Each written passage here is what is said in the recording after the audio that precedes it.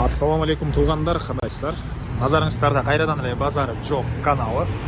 Бүгін 18 декабрь 2022 жыл мен Бишкек шаары жаңа автовокзал тарапта жүрөм. Туғандар, ушул жерден бул көп кабаттуу үйдөн 3 бөлмөлүү сатылуучу квартира бар экен. Ошол квартира жөнүндө силерге маалымат берейин деген биринчи жолу келүү жолун түшүндүрөйүн. Туғандар, сиздер шаардын кайсыл бурчунан болбосун жаңа автовокзалга ориентир алып келе бересиздер. Келгенде жаңа автовокзалдан бираз эле 150 метрдей батышты карай басканыңыздарда оң тарапта Кыргыз фильмди, сол тарапта мондай көп кабаттуу үйдү көрө аласыздар. Ушул көп кабаттуу үйдө 3 бөлмөлүү квартирабыз жайгашкан тугандар. Анан бул Жибек жолу көчөсүнөн шаардын бурч-бурчуна көптөгөн маршруткалар жүрөт.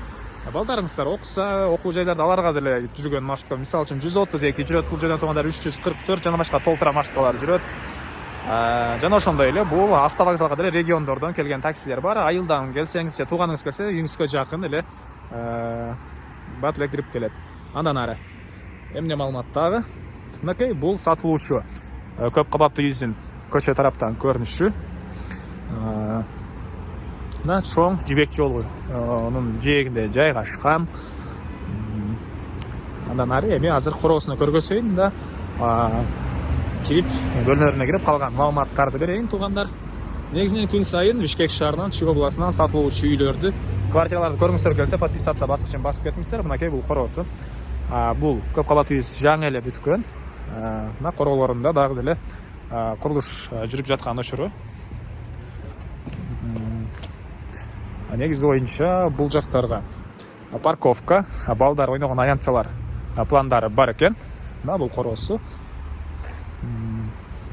Сатылуучу 3 бөлмөлүү квартирабыз. Бул көп кабаттуу үйдүн 2-этажында жайгашкан туугандар. Бул арканан берип өтсөңүздөр, подъезд жайгашкан, ошолуктан кирип бара бересиздер. Окей, бул көп кабаттуу үйдүн 2-этажы. Чыкканыңыздар деле оң тараптагы бул эшикте сатылуучу үйүбүз жайгашкан. Негизинен тепкич менен деле чыксаңыздар болот. Бул жакта лифт деле азыр учурда иштейт туугандар. Мына ушундай. Мынакей бул үйүбүздүн негизи кирүүчү эшиги. Мынакей туугандар, бул үйүбүздүн кире бериши, прихожка. Так, эми бир чекеден калган маалыматтарды берейин. Прихожкабыздын дуалдары көрүп тургансыздардай обой жана потолок натяжной, пол ламинат экен. Анан киргенибизде оң тарапта санузел жайгашкан. Дуалдары кафель, пол деле кафель жана бул санузелде теплый пол бар туугандар. Ички тарапынан раковина орнотулуп суу чыгарылган. Жалпысынан бул 3 бөлмөлүү квартирабыздын аянты 77 квадрат метр туугандар. Эми андан ары калган маалыматтарды берейин. Киргенде бул жакта вешалка туугандар.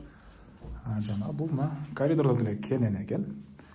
Бул коридордон калган бөлмөлөргө өтүп кетсек болот. Мынакей бөлмөлөр аралык эшиктер көрүп турганыңыздардай эшиктер орнотулган. Сапаттуудай көрүнөт. Дагы келсеңиздер, өзүңүздөр байкап көрсөңүздөр болот туугандар. Анан коммуникация боюнча айтсак, центральный канализация бар, газ киргизилген, отопление, центральный отопление деле киргизилген туугандар. Бирок жакын аралыкта берилет деген оюн айтты үй ээси. Суусу, свети бар. Мына ушундай центральный канализация бар, отопление, газ киргизилген, бирок жакын аралыкта берилет. Бул мынакей бир бөлмөсү студио экен туугандар. 3 бөлмөлүү квартира, студио. Көрүп тургансыздардай кухня мебелдер орнотулган туугандар. Ички тараптан мынакей электрический плита, газовый плита. Бул жакта мына тамактануучу жай жана түндүк тарабынан терезе орнотулган. Бул жерден терезеден карасаңыздар кенен Жибек жолу көрүнөт туугандар. Мынакей бул жакта Жибек жолу, Кыргыз фильм. Жана видеонун башында айткандай эле, бир аз батышты карай бассаңыздар автовокзал. Чыгышты карай бассаңыздар автовокзал, батышты карай бассаңыздар Фучика көчөсү жайгашкан. Так, анан шаардын көбөлүү бурчуна сиздер кенен бул Жибек жолунан көптөгөн маршруткалар менен барып келе аласыздар. Балдарыңыздар окуса, кайсы бир окуу жайларда почти Бишкектин бардык эле бурчтарына бул жерден маршруткалар жүрөт, кенен барып келе алат. эми андан ары кийинки бөлмөнү көргөзөйүн туугандар. Мынакей бул жакта экинчи бөлмөбүз. Спальный бөлмө, детский спальный. Көрүп тургансыздардай обой, пол, ламинат. Түндүк тараптан бул бөлмөнүн деле пластик терезе орнотулган, отопление батареялары ар бир бөлмөдө орнотулган туугандар. Ушундай. Анан документтери боюнча айтсак, документтери жайында алсаңыздар эле бул квартира ээси сиздерге өткөрүп берем деген оюн айтты. Жана коммунальный услугалар 1 жылга бекер экен туугандар. 1 жыл бою алсаңыздар светке, сууга, мусорго төлөбөйсүздөр. Эми андан ары 3-чү бөлмөнү көргөзөйүн. Окей, бул 3-чү бөлмө. Түндүк тарабынан жана батыш тарабынан пластик терезелер орнотулган.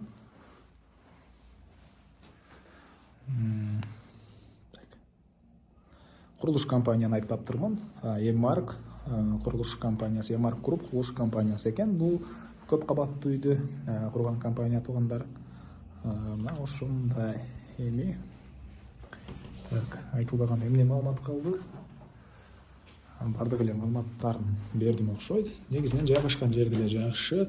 Аянты деле 77 квадрат метр болгон чоң эле 3 бөлмөлүү квартира туугандар. Баасы $76,000 сурап атыптыр. Бир аз сүйлөшүү болот. Ээсинин номерин экранга эсител деп калтырам туугандар. Зонокой сүйлөшүп көрүңүздөр, сүйлөшүү болот. Анан кече күнү дагы 3 бөлмөлүү квартира, 4-чүсү студия тартып 4 бөлмөлүү деп атадым эле. Көбүнчө комментарийге бул 3 бөлмөлүү болуп эсептелет деген оюн айтышты, бирок видеонун жүрүшүндө 4-чү бөлмөсү студия деп мен айтканмын. Мынакей туугандар. Бул деле 3 бөлмөлүү студия туугандар. 2 бөлмөлүү, 3-чүсү кухня менен буяктагы мондай зал 1 бөлмөдө жайгашкан. Мына ушундай. Так, баасы $76,000 сүйлөшүү болот. Анан туугандар, күн сайын сиздер Бишкек шаарынан жер тамдарды, квартираларды көргүңүздөр келсе, подписаться баскычын басып кетиңиздер. Күн сайын бизден ошол жер тамдар, квартиралар чыгат.